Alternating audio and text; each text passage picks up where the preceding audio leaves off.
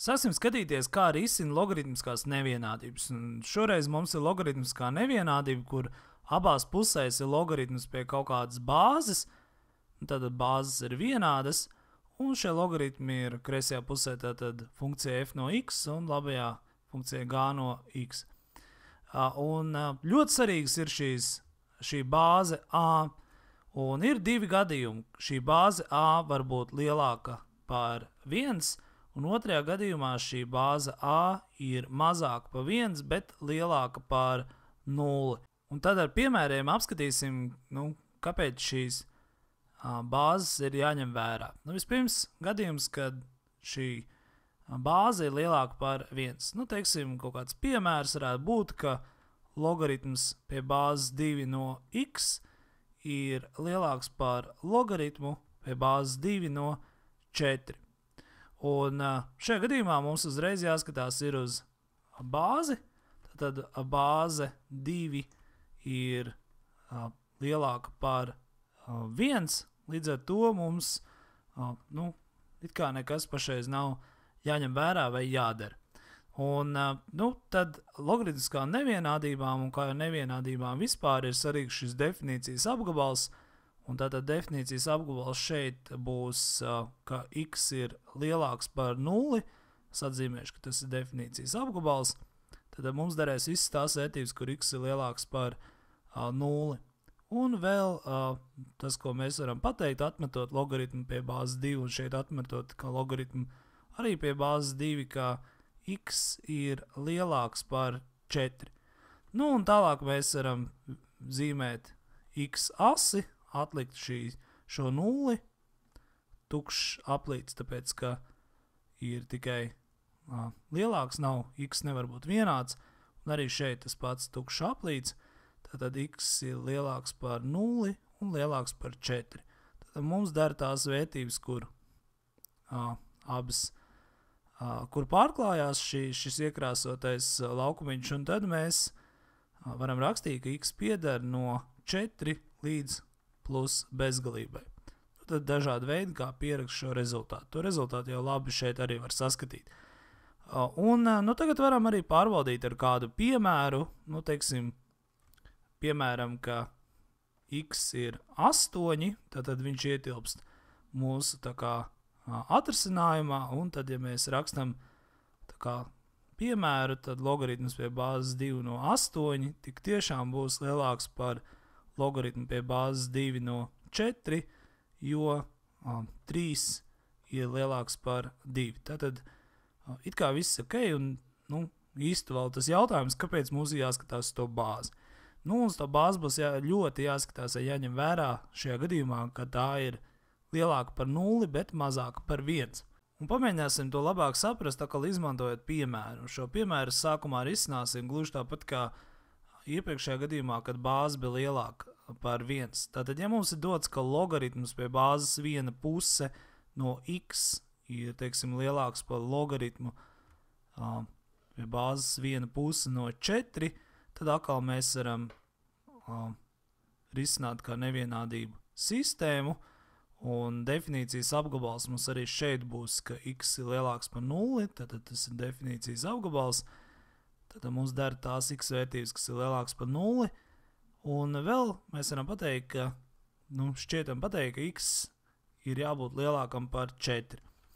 Tad atliekam skaitļu, bet x asi, atkal atliekam 0 un 4, būtībā iegūstam gluži to pašu situāciju, ka it kā x-am ir jāpieder no 4 līdz plus bezgalībai. Bet joks sāks tajā brīdī, ka mēs izvēlamies kaut kādu vērtību. Izvēlēsimies, piemēram, vērtību, ka x ir 8. Paskatāmies, ja logaritms pie bāzes viena puse no 8, vai tiešām būs lielāks par logaritmu pie bāzes viena puse no, teiksim, 4. Vai tā būs? Tad viena puse mums ir jākāpina mīnus 3. pakāpē, lai iegūtu 8. Tātad x šī vērtība šajā pusē būs -3. Tad -3, un lai iegūtu no vienas puses 4, mums būs jākāpina -2. Tātad -3 ir lielāks par -2. Nu, nav tā. Tātad ir kaut kas jādara, lai mums neiznāk šāds absurds risinājums, kas patiesībā mums arī nedara.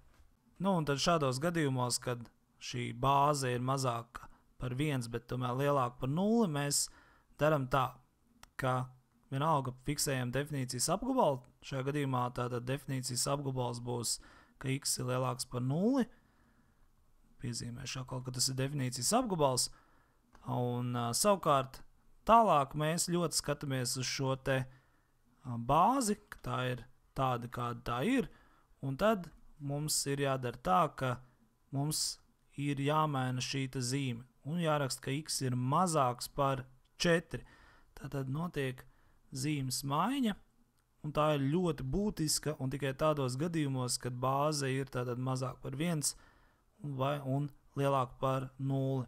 Nu, un tad tālāk mēs varam atlikt uz x as šīs x vērtības. Tad te būs x ir lielāks par 0, te ir savukārt, ka x ir mazāks par 4, un mums der šis te apgabals. Tad varam pierakstīt, ka x pieder no 0 līdz 4. Nu, un varam pārbaudīt, vai atkal tomēr nav kaut kāda brīnumi, un vai tiešām šāds paņēmiens der. Tad varam pierakstīt, ka logaritms pie bāzes viena puse no, teiksim, šajā intervālā ietilps, teiksim, 2, vai tiešām tas ir lielāks par logaritmu pie tādas pašas bāzes, teiksim, no teiksim, 4. Tad, lai iegūtu no vienas puses divnieku, mums tas ir jākāpina -1, un vai -1 ir lielāk par vai -1 ir lielāks par -2, nu tā patiešām ir. Tad šis te paņēmiens ir sevi pierādījis. Un, lai nostiprinātu iegūtās zināšanas, atrasināsim vienu piemēru. Tad pirmais skatāmies uz šo bāzi. Mēs redzam, ka bāze ir 3, tātad 3 ir lielāks par 1, tad mums nekur zīmes nebūs jāmaina. Nu, tad mēs varam tālāk jau risināt kā nevienādību sistēmu. Tātad vispirms nosakam definīcijas apgabalu kreisajā pusē, tātad 5x plus 1 ir jābūt lielākam par 0, labā pusē 3x plus 3 arī jābūt lielākam par 0, savukārt vēl mēs varam pateikt, ka 5x plus 1 ir, atmetot tos logaritmus, varam pateikt, ka mazāks par 3x plus 3. Un tad atrisinām definīcijas apgabalu, tātad 5x ir lielāks par -1, jeb x būs lielāks par -1/5, 3x būs lielāks par -3, jeb x būs lielāks par -1, un šeit sanāk, ka 2x būs mazāk par 2, jeb x būs mazāks par 1. Tad zīmējam x asi un atliekam visus šos punktus uz x as. Visi būs tukši punkti, tātad te būs -1, tad x ir lielāks par -1, zars aiziet pa labi, tālāk ir -1/5, arī zars aiziet pa labi, un 1, un zars šeit aiziet pa kreisi. Tad mums der šis te posms, un tas nozīmē, ka x pieder no -1/5 līdz 1.